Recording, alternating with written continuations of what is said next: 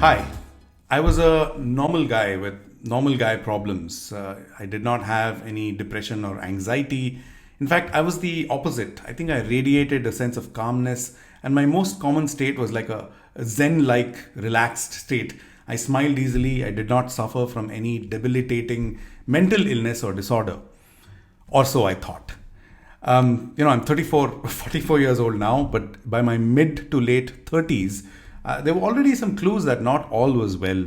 I really messed up a lot of things. I was kind of clueless when it came to my own emotions. I had messed up a lot of my close relationships.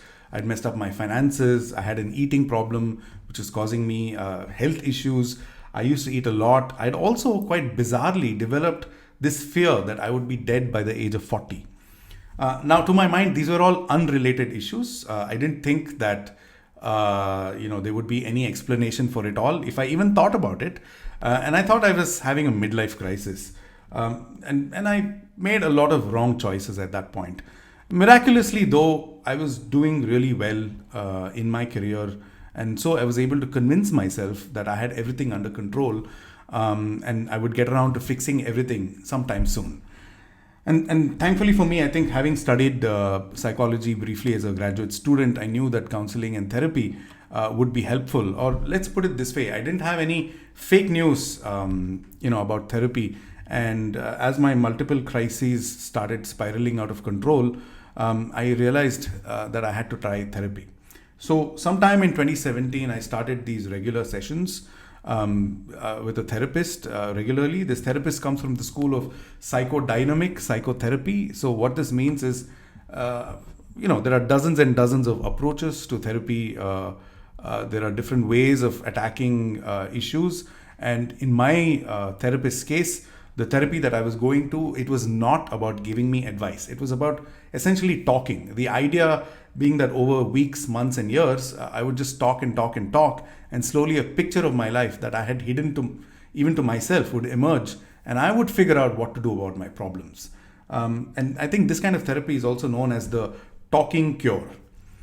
Anyway, this is exactly what happened. As I started talking, I started having these mini breakthroughs about the ways in which my brain is wired and how I uniquely perceive the world.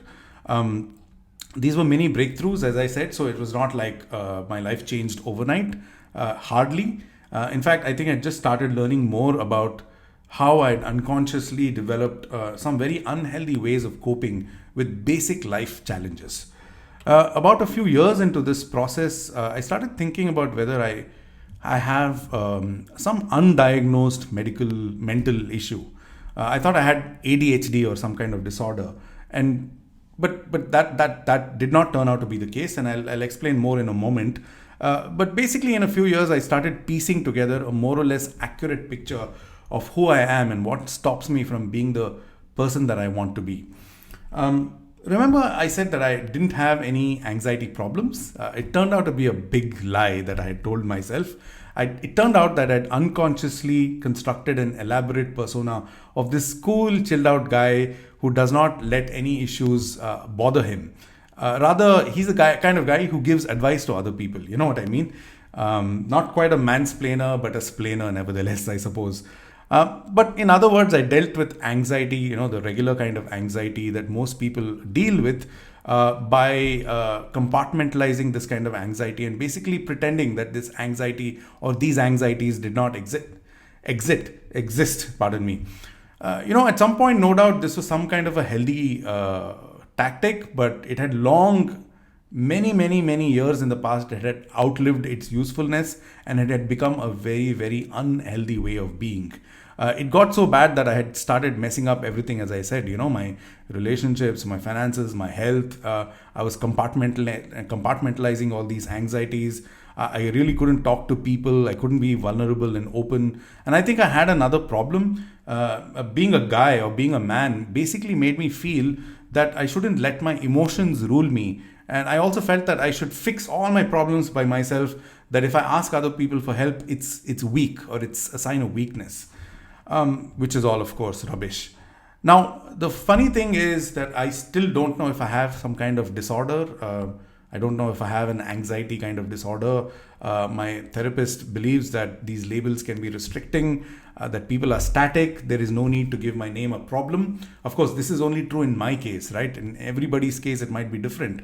Now, this kind of approach of not naming a problem is can be frustrating, and it's kind of ironic as well, because in my professional life, fighting misinformation, it's all about giving the right words to problems or diagnosing problems so that the solutions are accurate.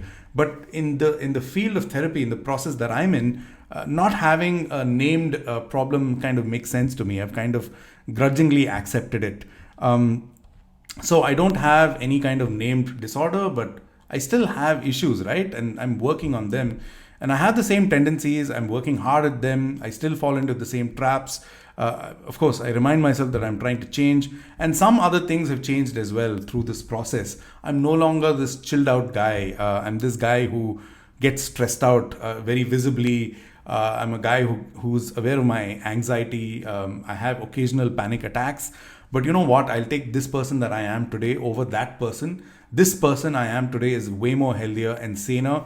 And the person who was me in the past, that person was really bad news. And in many other areas of my life, things have slowly started improving. It's all about incremental gains at this point in time. Every day, though, I'm trying to make sure that the person that I am inside is the same as the person I am outside. And that itself is a journey. Everything else, of course, is out of my control. So, anyway, I've spoken for long enough. When my dear friend Amrita Tripathi asked me if I could talk about my mental health journey, I thought I will tell this story in the hope that there may be other people like me as well who will benefit from my opening up. That's about it. Thanks for listening.